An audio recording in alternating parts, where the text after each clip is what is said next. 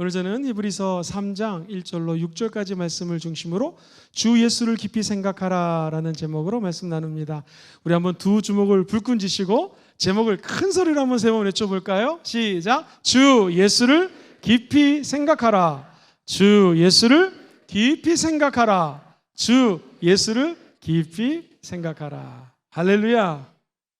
아니 교회 오니까 별거를 다 시키네요 하시는 분도 있을 텐데요. 제목을 기억하면 한 주 동안에 그 제목이 계속 생각이 납니다. 생각으로 끝나는 게 아니라 말로 고백하면 신기한 일들이 펼쳐질 것입니다. 오래전 일입니다. 제가 대학교 4학년을 이제 졸업하고 어떤 진로를 택해야 될지를 기도했습니다. 유학의 길을 꿈꿨기 때문에 당시 미국에 있는 대학원 하나, 뉴질랜드 링컨 대학교, 그리고 호주 시드니에 있는 대학교, 브리스번에 있는 대학교 네 군데에 가입학 허가서를 받아놓은 상태였습니다. 주님 어디가 제 길입니까? 제가 작정을 하고 기도원에 올라가서 처음 태어나서 3일 금식을 했습니다. 근데 그때 신기한 일이 벌어졌어요. 금식하면 배가 고프잖아요. 한 이틀 지났는데 뒤에서 어떤 아이가 뻥튀기를 먹는데 그작 소리가 나는데 온몸에 전율이 느껴지면서 평상시에 뻥튀기 좋아하지도 않았는데 얼마나 그게 먹고 싶은지요. 그런데 하나님을 그때 그 유혹을 견디고 하나님을 깊이 생각하면서 십자가만 바라보고 찬양하고 말씀하고 기도할 때 하나님께서 제 마음속에 정확하게 4개 대학원 중에서 이곳으로 가라라는 음성을 주셨고 저는 그곳으로 발걸음을 옮기게 되었던 기억이 있습니다. 혹시 우리 성도님들 가운데 이제 가을을 맞이하여 새 학기를 곧 준비하면서 혹은 유학이라든가 또는 결혼이라든가 새로운 삶을 펼치기를 원하시는 분들이 하나님 내가 어떻게 살아가면 될까요? 어떻게 내 발걸음을 인도하면 좋겠습니까? 할 때 오늘 말씀을 기억하시고 우리 주 예수 그리스도를 묵상할 때 하나님의 나라와 의를 구하기 때문에 이 모든 것들이 다 덩달아 따라오는 것을 꼭 기억하시기를 주의 이름으로 축복합니다. 고구마를 캐면 고구마 한 줄기 캐면 왕창 따라오듯이 먼저 해야 될 것은 하나님의 나라와 의를 구하는 것입니다. 쉽게 얘기하면 오늘 믿음의 주요 온전케 하신 예수님 바라보시고 예수 그리스도를 끊임없이 깊이 생각할 때에 시온의 대로가 열리게 될 줄 믿습니다. 오늘 이 말씀은 정확하게 2000년 전에 유대인들이 아니 예수 그리스도의 공동체가 너무나 뛰어나고 사랑이 많고 정말로 포용성이 대단하기에 이 공동체 안에 들어왔습니다. 즉 교회에 다니기 시작했는데 아니 예수 믿는 사람들 가만히 보니 세상 사람들하고 별로 다른 게 없는 것 같습니다. 우리가 얘기하는 성령의 열매도 별로 맺어지는 것 같지가 않아요. 그래서 다시 유대교로 돌아갑니다. 율법으로 돌아갑니다. 모세를 찾기 시작합니다. 그때 이 히브리서는 바로 이 히브리인들에게 라는 제목이에요. 다시 말해서 예수를 믿었다가 다른 곳으로 빠져나간 분들이 변론하는 것입니다. 예수 그리스도가 참된 주라는 것이고요. 모세보다 예수 그리스도는 하나님의 아들인 것을 변론하고 적은 글이 바로 이 히브리서입니다. 특별히 오늘 이 말씀이 예수 그리스도를 깊이 생각하라 라는 단어는 이 헬라어로 신약 성경에 14번이 나오는데 그 중에도 재미있게 8번을 의사 선생님이셨던 누가가 이 단어를 사용합니다. 사랑하는 성도님들, 어떤 한 사람을 깊이 있게 생각해 보신 적이 있으십니까? 혹은 어떤 한 전문적인 분야를 깊이 곰곰이 연구해 본 적이 있습니까? 누가 전도자입니까? 누가 지혜스러운 사람입니까? 누가 전문가입니까? 전도서 12장 9절에는 이런 말씀이 나옵니다. 이 전도자는 지혜자이어서 여전히 백성에게 지식을 가르쳤고 또 깊이 어떻게 해요? 생각하고 깊이 연구하여 잠언을 많이 찌었다고 얘기를 합니다. 사람이 전문가가 되려면 한 곳을 깊이 있게 생각하는 것이죠. 그리고 사람이 전문가가 되려면 PhD 철학 박사학위 경우에는 약 한 3,000권 정도 책을 깊이 있게 파면은 철학 박사학위를 받는다고들 우리 선배들이 늘 얘기를 했습니다. 요즘엔 인터넷이 나오고 다양한 자료들 2차, 3차, 4차 자료들이 나왔기 때문에 예전하고는 틀리지만 한 곳의 전문가가 된다라고 하는 것은 최소한도 그 분야에 50권 이상의 책을 읽고 묵묵히 지적으로 탐구할 때 지혜자 전문가 될 수 있는 것입니다. 오늘 히브리서 기자는 예수 그리스도를 생각하라. 어떤 한 사람을 생각하면 그분을 닮아가게 되죠. 그분이 사랑하는 사람들을 나도 사랑하게 됩니다. 저는 청소년, 어린이, 청년 사역을 참 오랫동안 했는데 청년들이요 한 번은 예배를 드리는데 너무나 입이 찢어지도록 기뻐하는 거예요. 끝나고 왜 이렇게 오늘 예배 때 기뻐했습니까? 목사님 저 남자친구 생겼어요. 할렐루야. 가만히 보니까 예배 때도 예배 안 드리고 남자친구 생각하는 거예요. 사랑하는 성도님들, 남자친구가 선물을 해줬는데 아주 좋은 시계를 하나 해줬습니다. 예배 드릴 때 계속 시계를 보는 거예요. 자매님, 내 설교가 오늘 좀 지루했습니까? 왜 이렇게 시계를 봤습니까? 목사님, 남자친구가 사줬지요 막 이러면서. 사랑하는 성도님들, 사람을 생각하고 사람으로부터 선물 받으면 계속해서 그 사람 생각하는 거예요. 우리 예수 믿는 사람들은 예수님 생각하는 사람입니다. 그리스도인들은 그리스도를 끊임없이 생각하는 것이죠. 그러면 예수님이 사랑하는 사람을 나도 사랑하게 된다는 거예요. 예수를 깊이 생각하라, 이 말은 깊이 예수를 생각했더니 예수님 사랑하는 사람 나도 사랑하겠습니다. 예수님이 가라는 길 나도 가겠습니다. 예수님이 하라는 일 하겠습니다. 이것이 참된 그리스도인의 자세인 줄 믿습니다. 그렇다면 오늘 본문에서 얘기하는 예수를 깊이 생각하는 것은 무엇일까요? 예수 생각하면 생각할수록 예수님이 사랑하는 사람 나도 사랑하게 됩니다. 예수님 누구 사랑하셨을까요? 한번 따라해 볼까요? 이웃 생각. 우리 예수님은 끊임없이 교회 생각하십니다. 끊임없이 예수 믿는 사람들 생각하십니다. 우리 예수님은 하나님의 자녀들을 끊임없이 생각해요. 오늘 3장 1절은 이렇게 시작하죠. 그러므로, 이 단어 하나는 앞에 1장 2장을 다 받는 거예요. 그러므로 함께 하늘의 부르심을 받은 거룩한 형제들아 하고 시작합니다. 함께 하늘의 부르심을 받은 자들을 생각하라는 것입니다. 우리 예수님은 지금 어떤 생각을 갖고 계시는가? 제가 구원받았습니다. 오늘 이 예배당에 나와서 우리 예수님이 구세주인 거 믿으시면 아멘 해볼까요? 여러분들을 구원하셨습니다. 이것을 성경은 함께 하늘의 부르심을 받은 자라는 것입니다. 그러므로 이 자리에 앉아서 우리가 예배를 드릴 때 나만 구원받은 것이 아니라 내 옆에 앉아 계신 분도 내 눈으로 어떻게 보든지 상관없이 하나님 보시기에는 하나님의 하늘의 부르심을 받은 백성이라는 걸 기억하셔야 됩니다. 그러면 나는 남자고 옆에 있는 사람은 여자다? 틀립니다. 내 생각과 옆에 있는 사람의 생각이 다릅니다. 이렇게 틀리고 다르다고 해서 무시할 것이 아니라 하나님의 관심은 나에 대해서 있듯이 함께 구원받은 옆에 앉은 사람에 대한 관심이 지극하다는 것을 기억하셔야 된다는 거예요. 구원 그냥 받지 않았습니다. 하나님이 저와 여러분들을 먼저 지명하여 불러서 택하였기 때문에 구원받은 거예요. 그것을 에베소서 기자는 1장 2절 이하에 이렇게 설명을 합니다. 4절 이하에 보니 곧 창세전에, 언제?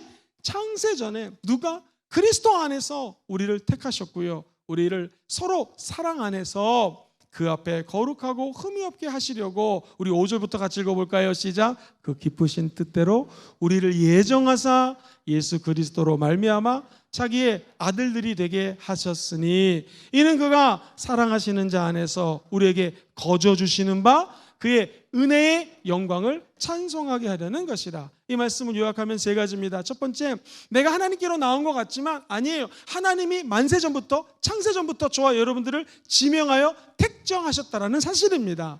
두 번째, 내 힘으로 예수 믿고 구원받은 것이 아니야. 내 노력으로 하나님께 자녀되는 것이 아니라 저와 여러분들을 위해서 십자가 예수가 죽으심으로 그분을 통하여 구원받았다라는 사실입니다.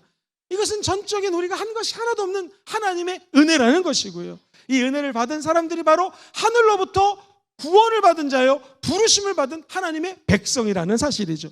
그러므로 내가 예수를 깊이 생각하면 생각할수록 나만 구원받은 것이 아니라 옆에 앉으신 분들, 우리 전 교회, 우리 모든 성도들이 하늘로부터 소명을 받고 구원받은 하나님의 위대한 백성이라는 것입니다. 그러므로 내 자신이 소중한 것처럼 옆에 있는 분을 소중히 여기시고 끝까지 그분들을 배려해 주시고 생각하시기를 주의 이름으로 축원드립니다. 오늘 본문은 하늘의 부르심을 받은 너희들, 그리고 두 번째, 한번 저를 따라해 볼까요? 함께 거룩한 형제들이 되었습니다. 시작. 함께 거룩한 형제들이 되었습니다.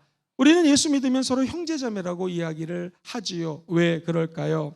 생각해 보십시오. 어떤 사람들은 예수를 믿을 때에 예수를 믿으면 구원받는데 조건적입니다. 예수를 믿으면 축복을 받는데, 몸이 아프지 예수 믿으면 병을 치유받는데, 물론 처음 예수 믿을 때는 이렇게 나올 수가 있습니다. 기억하십시오. 예수님은 수단이 아닙니다. 우리 예수님은 목적이 되십니다.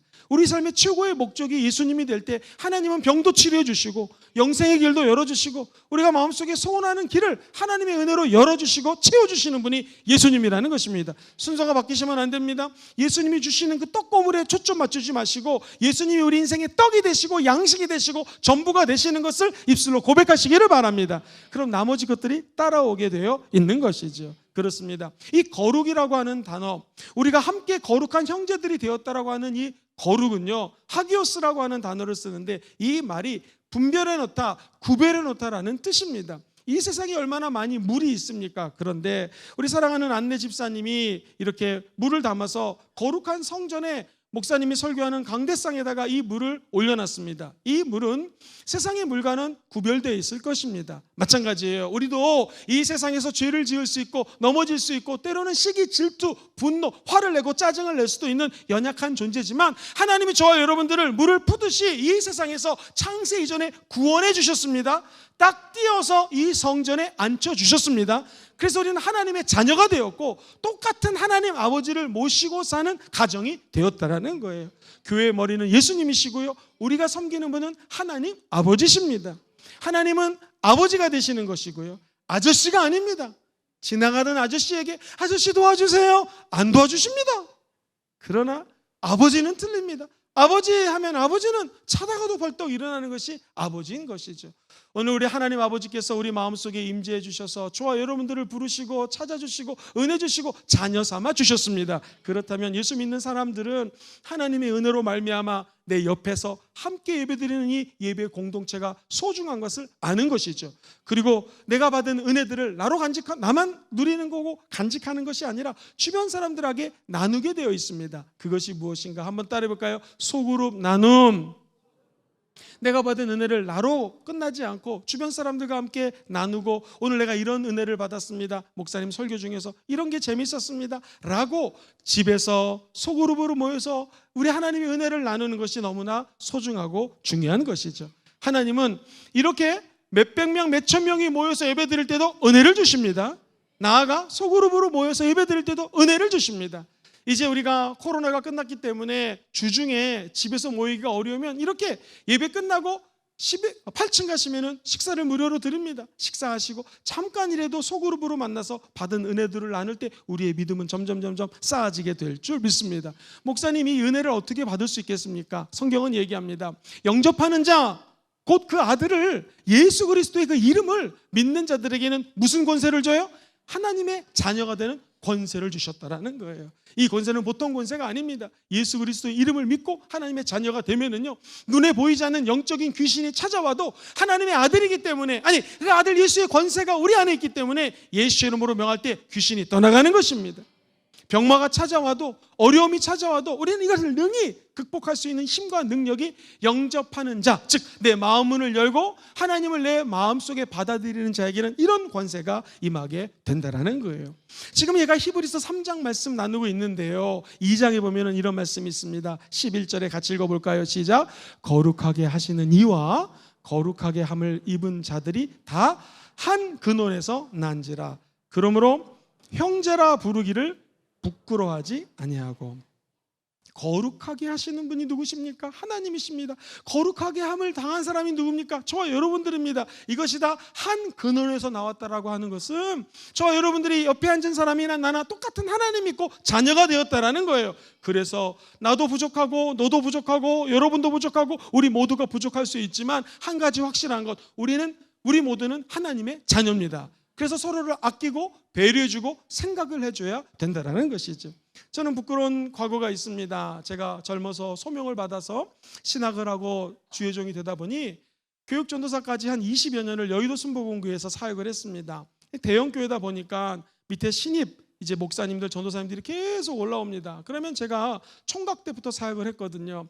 가끔 가다가 나이 많은 후배들이 들어와서 죄송합니다, 제 자녀 문제 때문에 오늘 이게 사역을 좀 먼저 갑니다. 그러면 이해가 안 됐어요. 총각 때 아니 주의종이 이 하나님 일은 하나님 일이고 자기 가정 일은 가정 일, 특히 자녀 일들은 이 하나님 일이 아니지 않는가라고 생각을 했는데, 세상에 내가 아기를 낳아보고 아빠가 돼 보니까 이 자녀를 양육하고 한 가장으로서 책임을 지는 게 쉬운 게 아니더라고요.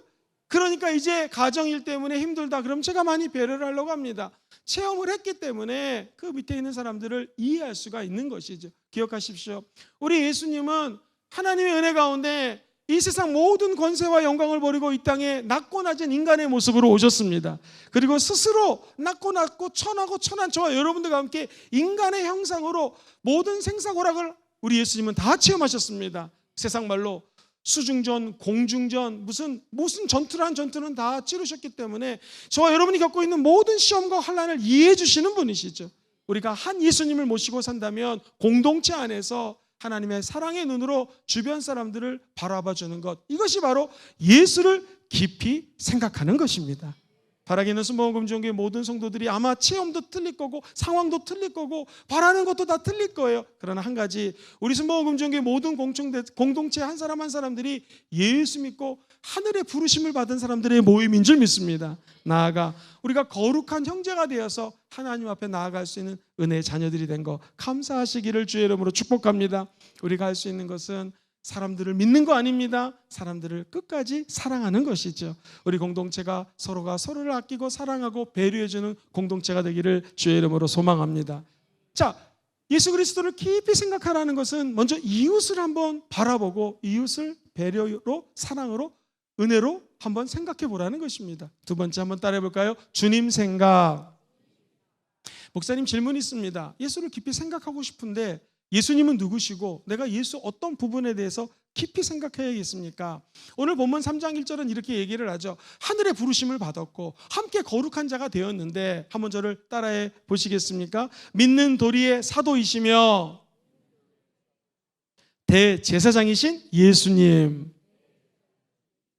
믿는 도리라고 하는 것은 참 재밌어요. 이 입술의 고백이거든요.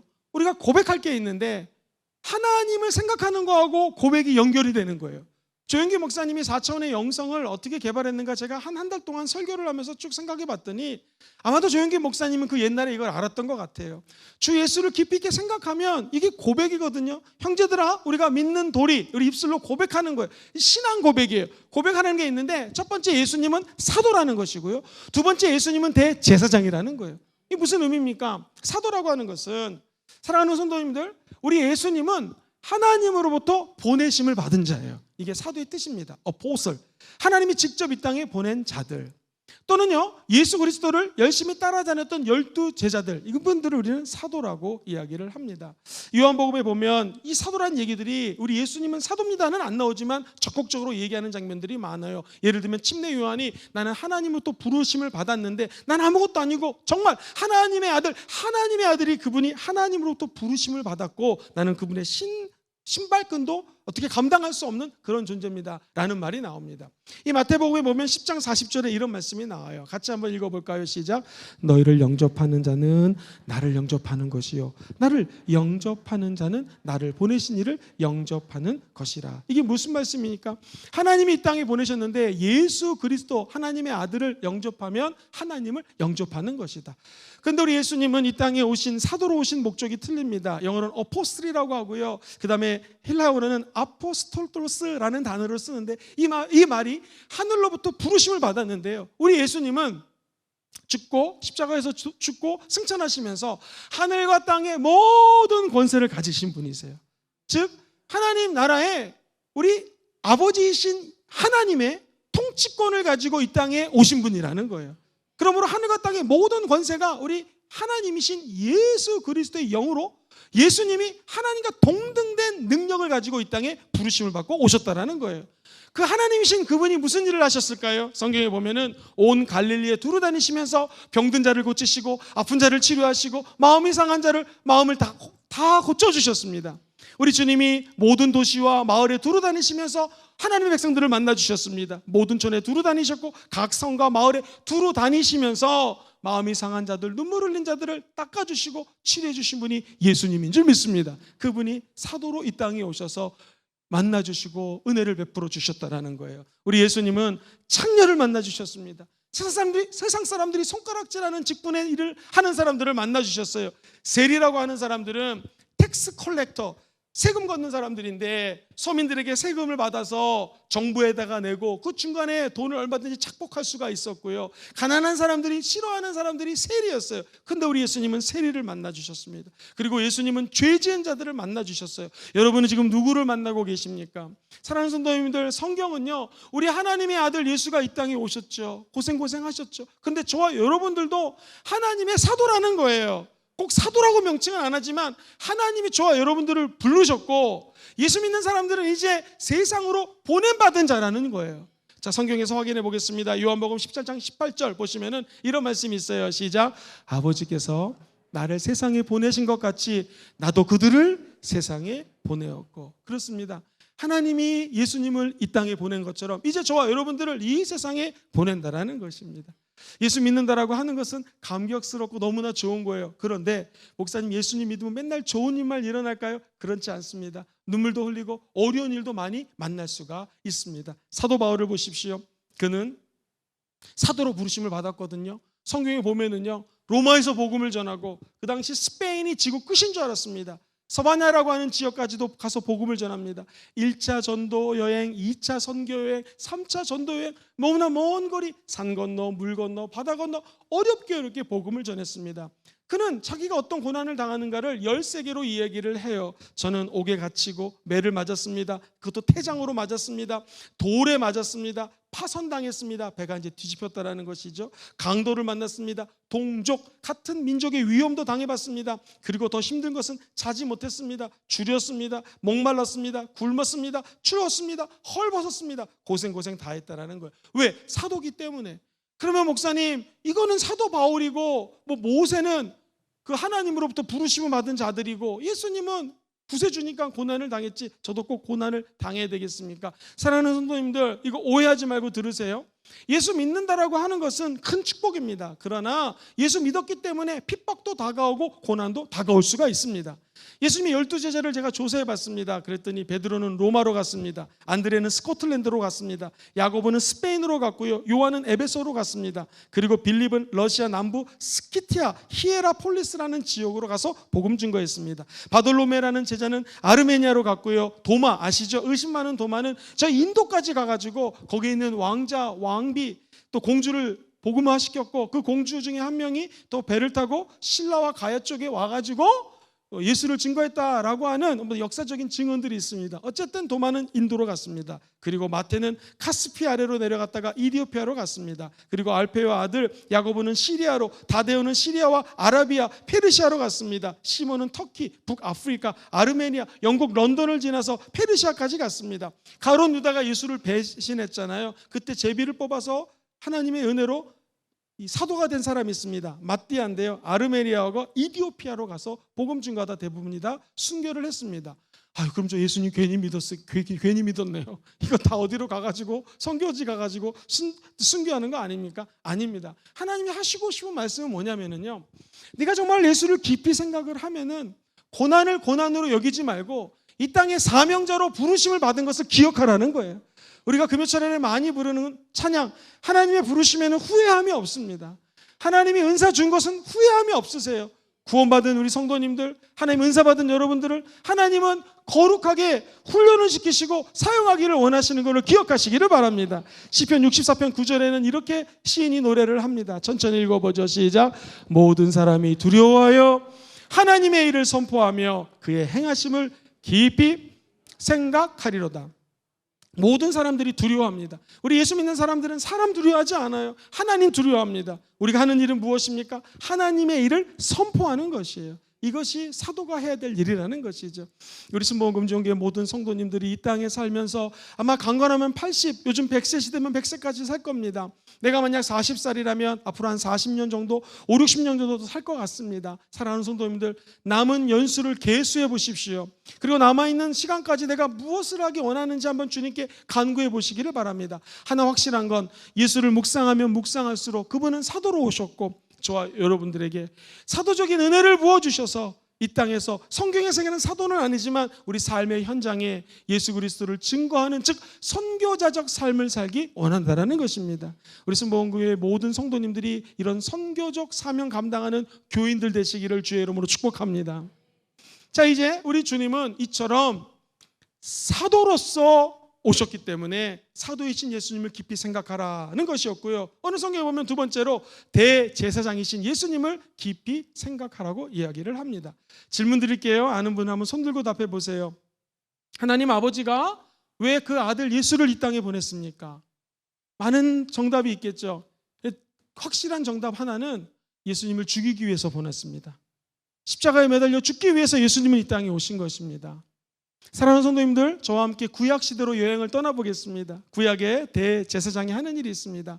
양을 잡습니다. 근데 조건이 흠도 없고 점도 없는 깨끗한 양을 잡아요. 그리고 여러분의 죄가 있으면 김영근 대제사장이 기도합니다. 저의 죄, 여기 있는 모든 분들의 죄를 이 양에 전가시킵니다. 이제 우리의 죄는 다 어디로 갔습니까? 이 양에게로 갔죠. 그리고 이 죄도 없고 흠도 없는 양을 칼로 찌르고 피를 냅니다. 그것도 모자라서 번제라고 이 동물을 하나님 앞에 히브리 말로 올라라고 하는데요, 번제로 태워서 올려드립니다. 그러면 이제 우리의 죄가 하늘로 올라가서 없어진 거예요. 여기서 주목해야 될 것은요, 돈이 많은 사람은 소를 잡아서 제사를 드렸어요. 그리고 보통 일반 사람들은 양을 잡고요, 물질이 힘든 사람들은 비둘기를 잡았어요. 소건 양이건 비둘기건 목을 비틀어서 죽인다거나 소 같은 경우에는 미간을 찔러서 죽여야 됩니다. 즉 피가 없이는 죄사함이 없기 때문에 레위기 말씀 그대로 피의 제사를 드려야지만 죄가 없어지는 거예요. 우리 예수님이 이 땅에 오신 것은 마치 그 동물들처럼 십자가에서 몸이 찢기고요, 채찍이 맞음으로 말미암아 피를 흘리시고요, 칼의 옆구리에 칼의 찔림으로 말미암아 남아있는 물 한 방울까지도 흘리시면서 저와 여러분의 죄를 사해 주셨다는 거예요. 그래서 이것을 어려운 말로 예수 그리스도가 대제사장인 것은 죽기 위해서 오셨고 피와 살 한 점 한 지도 다 남은 걸 주실 정도로 희생을 통해서 구원을 베풀어 주셨기 때문에 구약의 제2적 관점을 이해하지 않고는 이 대제사장에 대한 말씀을 이해할 수 없다는 거예요. 쉽게 얘기하면 대제사장은 피를 흘리고 죽은 것을 통해서 하나님께 올려드리고 백성들의 죄를 사해줬던 자가 구약의 대제사장이신데, 우리 예수님은 죽으실 뿐만 아니라 다시 부활하셨습니다. 하나님 보좌 우편에 앉아 계십니다.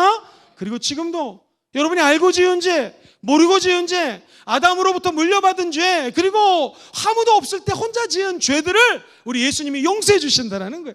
얼마나 감격스럽습니까? 이것이 바로 대제사장이신 예수 그리스도를 바라보라는 거예요. 그분을 깊이 생각하라는 것입니다. 저 여러분들이 오늘 예수 그리스도의 십자가의 모습을 생각하시면서 내 죄 때문에 죽으신 예수 그리스도, 아니 내가 예수님을 채찍질을 했고 예수님을 십자가에 못 박았지, 지금도 우리 예수님 머리에서 뚝뚝뚝 피를 흘리시면서 내 생각으로 지은 죄들을 우리 주님은 용서해 주고 계시는 것입니다. 우리 손에서 못 박힌 손을 뚝뚝뚝 그 손에서 피를 흘리신 것이 여러분 눈에 보이십니까? 십자가는 두 가지를 만나는 곳이 십자가입니다. 첫 번째는 내 죄가 이렇게 무섭구나, 예수님이 죽기까지 십자가에서 죽지 않으시면 내 죄가 없어지지 않을 정도로, 대제사장이 피의 제사를 드리지 않으면 죄가 없어지지 않을 정도로 죄가 무섭다라는 거예요. 그때마다 주님 내가 잘못했습니다라고 십자가 앞에 나오면 누구나 다 죄 용서함을 받습니다. 할렐루야. 근데 우리 예수 믿는 사람들은 주여 내가 죄 졌어요, 맨날 이렇게 죄를 회개하기 위해서만 예배당에 오는 것이 아니라 이제 우리 저와 여러분들은 십자가에 붙어 있다가 세상으로 나가는 존재가 바로 예수 믿는 사람들이라는 거예요. 다시 말해서 십자가는 죄가 이렇게 무섭구나, 두 번째 하나님의 사랑이 이렇게 크고 위대하다는 것을 보여주는 것입니다. 우리는 대제사장이신 예수님을 생각하면서 내 죄 때문에 죽으신 예수님, 그러나 내가 그 예수님 안에 쏙 들어가면 저와 여러분들의 영혼이 변하게 되어 있습니다. 육신이 치료받게 되어 있습니다. 그리고 우리를 통하여 십자가의 빛을, 이 세상의 빛을 바랄 수 있는 사람으로 변화시켜 주시는 거예요. 이것이 사랑입니다. 죄의 허물로 죽을 수밖에 없고 연약한 우리들 때문에 죽으신 분 같지만 그분들은 우리를 회복시켜 주시고, 우리 예수님은 저와 여러분들이 끝까지 인생의 행로의 길을 비춰주시고 성경적 표현으로 시온의 대로를 열어주십니다. 왜냐하면 저와 여러분들을 사랑하시기 때문에 그래요. 사실 오늘 이 말씀은 내가 깊이 예수를 생각합니다, 맞는 말 같지만 거꾸로예요. 우리 예수님이 저와 여러분들을 너무나 깊이 생각하고 계십니다. 한 사람 한 사람들을 알고 계십니다. 멀리서도 안고 일어섬을 알고 계십니다. 우리 머리카락까지도 다 세고 계십니다. 할렐루야. 우리가 죄진 것도 알고 계시고 우리의 미래도 알고 계십니다. 그분을 우리가 좀 생각 좀 해드릴까가 아니라 하나님의 생각이 우리의 생각보다 높고 하나님의 길이 우리보다 크고 우리의 길보다 크고 위대하기 때문에 나는 잠시 하나님을 묵상하며 내 뜻을 내려놓고 주님 뜻대로 가겠습니다 라고 주의 뜻을 받아들이는 것이 바로 이 예배의 장소입니다. 오늘 예배 드리다가 내 계산, 내 생각, 내 진로 내려놓으시고 하나님의 생각, 하나님의 계산, 하나님의 진로를 받아들이게 되기를 주의 이름으로 축원드립니다. 조금 아까 드렸던 찬양, 주여 말씀하시면 내가 가겠습니다, 주의 뜻이 아니면 돌이키겠습니다, 이런 찬양이 있었잖아요. 바로 그런 내용입니다. 천국 가는 날까지 대제사장이신 그분이 인생의 내비게이션이 되어서 끝까지 하나님의 영광 가운데 저와 여러분들을 인도해 주실 것입니다. 근데 저는 여러분에게 꼭 드리고 싶은 말씀이 있어요. 만약에 우리 예수님이 대제사장인데 너 김 목사 이런 죄를 졌구나, 또 이런 죄를 졌구나, 우리 성도들에게 이렇게 정죄하는 분이 아니라는 거예요. 우리 예수님은 어떤 분이신가? 히브리서 지금 3장 말씀 나누고 있는데 4장 15절에 가면 이런 말씀이 나와요. 천천히 한번 읽어볼게요. 시작. 우리에게 있는 대제사장은 우리의 연약함을 동정하지 못하실 리가 아니요 모든 일에 우리와 똑같이 시험을 받으신 이로되 죄는 없다는 거예요. 우리의 연약함을 동정해 주신대요. 왜냐하면 예수님도 똑같은 시험을 당했기 때문에 우리가 죄 짓고 넘어질 때마다 긍휼히 여겨 주시고 넘어진 우리를 일으켜 세워주신다라는 거예요. 여러분, 사람이 사람을 동정해주고 사람이 사람을 이해해줘도 얼마나 기쁩니까? 그런데 하나님이신 그분이 우리를 이해해주시고 품에 안아주신다라는 거예요. 여러분, 지금 현장에서 간음하다가 여인이 잡혀왔습니다. 이거 구약 율법으로 따지면 돌을 던져서 죽여야 되거든요. 근데 우리 예수님 뭐라고 그래요? 여인아, 너를 정죄하던 자들이 다 어디 갔느냐? 하나도 없는데요. 우리 주님 얘기 기억하십니까? 나도 너를 정죄하지 않으니까 이제 다시는 가서 죄를 범하지 말아라. 우리 예수님은 우리가 무슨 죄를 져도 은혜로 용서해 주십니다. 정죄하지 않습니다. 이제 우리는 죄를 안 짓는 이유가 벌받기 때문에 이런 개념이 아니에요. 하나님의 사랑이 너무나 크기 때문에 죄 안 지려고 애를 쓰는 존재가 바로 하나님의 사람인 줄 믿습니다. 그래서 히브리서 기자는 죄와 싸우되 피 흘리기까지 싸우라고 얘기하는 것은 예수님이 대제사장이 되어주셔서 피 흘려 주셨기 때문에 우리는 승리할 수 있는 것입니다. 이 은총이 여러분 삶에 늘 함께 하시기를 주의 이름으로 축원드립니다. 이제 마지막 세 번째입니다. 한번 따라해 볼까요? 주님 닮기. 예수를 생각하면 주님을 닮아가게 된다라는 것이죠. 이 그리스에 가면은요, 옛날 고대에 전 세계를 제패했을 때 엄청난 군사 대국이었지 않습니까? 그때 칼싸움하고 군사 교련 이런 시범할 수 있는 그림들이 온 벽에 그려져 있는 데가 있습니다. 그런데 그리스 그 시대에 전쟁하고 우리 치면 태권 권법 같은 거를 그려놓은 밑에다가요, 항상 세 문장이 적혀져 있습니다. 그 뭐냐면 첫 번째 주목하라, 두 번째 따라하라, 세 번째 반복하라. 한번 따라해볼까요? 주목하라, 따라하라, 모방하라는 것이죠. 세 번째 반복하라. 우리가 똑같습니다. 예수 믿는다라고 하는 것은요, 십자가 바라보면서 성경 말씀 읽으면서 예수를 계속해서 주목하는 거예요. 믿음의 처음과 끝 대신 예수를 바라보는 것입니다. 그리고 나아가 계속해서 모방하는 것입니다. 예수님이라면 어떻게 하셨을까? 내가 저 사람이 너무나 미운데 예수님은 이런 사람까지 사랑하라고 하셨지 하면서 주님의 사랑을 따라 자꾸 모방하는 것입니다. 나아가 예수 닮아가는 게 하루아침에 될까요? 그렇지 않습니다. 조금씩 가능한 거예요. 그래서 한번 따라해볼까요? 반복하라. 반복하고 반복할 때 예수님 닮아가게 될 줄 믿습니다. 성경은 이야기합니다. 예수님처럼 신실하게 행동하라는 거예요. 성경 말씀해 보니 오늘 본문 5절과 6절 상반절에 이런 말씀이 나옵니다. 같이 읽어볼까요? 시작. 또한 모세는 장래에 말할 것을 증언하기 위하여 하나님의 온 집에서 뭐로서 신실했어요? 종으로 신실했다. 그리스도는 하나님의 집을 맡은 뭐로서 신실하셨어요? 아들로서 그와 같이 하셨다. 한번 저를 보십시오. 유대인들이 교회에 왔다가 떠나는 이유가 명시되어 있지는 않지만 아마 성도들과의 갈등 때문이 많은 이유였던 것 같습니다. 교회를 떠났다가 다시 오게끔 하기 위해서 쓰여진 책이 히브리서인데 여기서 얘기하는 거예요. 다시 모세로 돌아가지 말라라는 것이죠. 모세는 하나님의 집에 종으로 부름을 받아 그래도 신실하게 일했던 사람이요. 그러나 예수님은 뭐가 차이가 있느냐? 예수님은 아버지 집 하나님 나라의 모든 권세를 갖고 있는 왕이신 그분의 아들로서 이 땅에 오셔서 신실하게 사셨다라는 것입니다. 여러분이 예수 닮기 원하면 아멘 해볼까요? 우리는 기왕이면 종처럼 신실한 게 아니라 하나님의 아들 되었기 때문에 예수님처럼 아들로서 딸로서 신실하시기를 주의 이름으로 축원드립니다. 그러면 예수를 닮아갈 수 있다는 것입니다. 또 하나 6절 하반절을 읽어볼까요? 6절 하반절 시작. 우리가 소망의 확신과 자랑을 끝까지 굳게 잡고 있으면 우리는 그의 집이라고 얘기합니다. 이거 제가 설명드릴게요. 우리가 소망의 확신, 이 헬라어 뜻은 뭐냐면 담대함이에요. 담대함. 소망을 가지고 흔들리지 않고 요동치지 않는 담대함을 갖고 있잖아요. 그러면 하나님의 집, 하나님의 자녀가 되고 평안이 깃든다라는 것입니다. 두 번째, 소망의 자랑은 뭐냐면 한번 따라해볼까요? 자긍심 때문에 다가오는 기쁨. 시작. 자긍심 때문에 다가오는 기쁨이에요. 이게 뭐냐면 하나님의 자녀가 되었잖아요. 이제 우리는 세상에서 사람들에 비해서는 부족할 수 있지만 가슴을 활짝 펴고 살 수 있는 이유는 뭐냐면 하나님의 자녀가 되었다라는 것입니다. 우리같이 연약한 자에게 성령을 부어주시고 성령과 동행할 수 있는 특권을 부어주셨다라는 거예요. 이것이 복음입니다. 그래서 하나님의 자녀된 사람들은 자긍심 때문에 세상이 주지 못하는 기쁨이 있다라는 거예요. 할렐루야. 제가 하나 둘 셋 하면 한번 밝게 소리를 하하하 하시면서 웃어보십시오. 하나 둘 셋 하하하하. 감사합니다.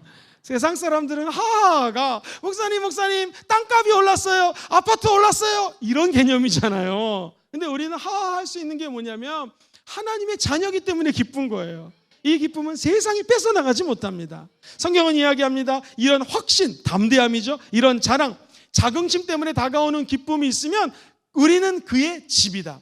집이라는 것이 영어로는 두 가지 단어가 있어요. 하우스가 있고 홈이 있어요. 하우스는 뭡니까? 세상 사람들이 좋아하는 거예요. 할렐루야, 우리 집값 올랐습니다. 이때는 하우스예요. 하우스, 우리 집값 올랐다라는 거예요. 근데 홈은 뭡니까? 세상에 제가 신방을 갔는데요, 6식구가 삽니다. 용산에 있는 가난한 집이었습니다. 화장실이 하나예요. 아침마다 6명이 막 볶고 막, 죄송합니다, 지지고 볶고 난리가 난다는 거예요. 이게 그분 표현입니다. 그런데 그 좁은 10몇 평, 20평도 아마 안 됐던 것 같아요. 6명이 사는데 너무 화목해요. 너무 서로를 위해서 기도하고 격려하고 사랑하는 거예요. 그 자녀들이 지금 다 잘 됐습니다. 할렐루야. 내 자녀가 다 잘 됐어요. 저는 목회를 하면서 그런 감동적인 현장을 많이 체험했습니다. 바라기는 저와 우리 성도님들의 가정이 하우스가 아니라 홈이 되기를 주의 이름으로 축복합니다. 우리 신봉원 금정교회는 셀 또는 구역 모임을 홈 미팅이라고 하죠. 그 이유는 무엇입니까? 바로 이것입니다. 우리가 소망에 대한 확신이 있어요. 두렵지 않습니다. 세상에서는 환난을 당하는 우리는 담대합니다. 그죠? 이거 붙잡기 때문에 우리 신봉원 금정교회 모이는 소그룹은 홈이 되는 거예요. 홈이. 그래서 홈 미팅입니다. 우리가 어려움이 있고 부족함이 있지만 자긍심이 있어요. 기쁨이 있어요. 세상이 주지 못하는 이 기쁨이 있어요. 조이가 있습니다. 그렇죠? 그래서 우리가 모이는 모임은 기쁨이 넘치는 홈의 개념이 되게 될 줄 믿습니다. 우리 신봉원 금정교회가 깨어일어나 빛을 발하는 하나님의 자녀로서의 거룩한 교회가 될지어다. 그러기 위해서는 이 말씀 그대로 신실한 사람이 하나님 나라의 가족이 됨을 기억하시고 하우스가 아닌 참된 홈의 영광을 누리시게 되기를 예수 이름으로 축원드립니다. 말씀을 정리합니다. 예수를 깊이 묵상하라. 우리 주님 말씀하셨습니다. 어떻게 묵상할까요? 첫 번째, 이웃 생각하는 것입니다. 이웃을 깊이 생각하고 배려해 주라는 거예요. 왜? 하나님으로부터 함께 부르심을 받았습니다. 왜? 하나님 은혜 가운데 함께 한 배를 탔고요, 거룩한 형제자매가 되었습니다. 두 번째, 우리 주님 말씀하십니다. 너 나를 좀 생각해 주지 않겠니? 주님 생각하라는 거예요. 주님에 대해서 뭘 생각할까요? 그는 사도로 오셨습니다. 저와 여러분들도 이제 하늘과 땅의 모든 권세를 가진 예수님이 우리에게 오셨습니다. 그리고 너는 가서 모든 족속으로 제자를 삼아 아버지와 아들과 성령의 이름으로 침례를 주라고 얘기를 하십니다. 그러면서 내가 너에게 분부하고 지시하고 가르쳐 모든 것들을 그들이 행할 수 있도록 가르치라. 그러면서 말씀하시죠. 보라, 세상 끝날까지 내가 너희와 함께 할 것이다. 사도이신 예수님은 절대로 우리를 떠나지 않습니다. 우리도 감히 사도는 아니지만 우리 삶의 현장, 내 옆에 앉은 사람, 믿지 않는 자들에게 복음을 증거하는 하나님의 사람으로 부름받은 줄 믿습니다. 우리 예수님 묵상할 때 우리 예수님은 대제사장이라는 것을 늘 깊이 생각하라는 거예요. 대제사장은 죽음과 연결되어 있습니다. 구약 제사랑 연결되어 있어요. 예수님이 친히 대제사장이 되셨고 우리의 죄를 용서해 주십니다. 나아가 우리의 허물, 눈물, 넘어지고 자빠지고 쓰러지고 죄를 짓지만 우리 주님은 다 경험하셨기 때문에 내가 너를 지명해서 불렀고 구원하였고 성령 줬고 네가 회개하면 용서 못 받을 죄가 없노라고 말씀하십니다. 그 좋으신 모든 시험을 체험하신 예수님을 끝까지 부여잡게 되기를 주의 이름으로 축원드립니다. 그러면 주님 닮기 이 세 번째 사명이 이루어지게 될 줄 믿습니다. 삶으로 신실하게 행동하시기를 주의 이름으로 축원드립니다. 나아가 하나님 나라의 가족이 되었습니다. 단순히 하우스가 아니에요. 눈에 보이는 건물이 아닙니다. 홈이 되었습니다. 가족이 되었습니다. 이 공동체가 아름다운 성령의 열매를 맺는 공동체로 거듭나기를 주의 이름으로 축원드립니다.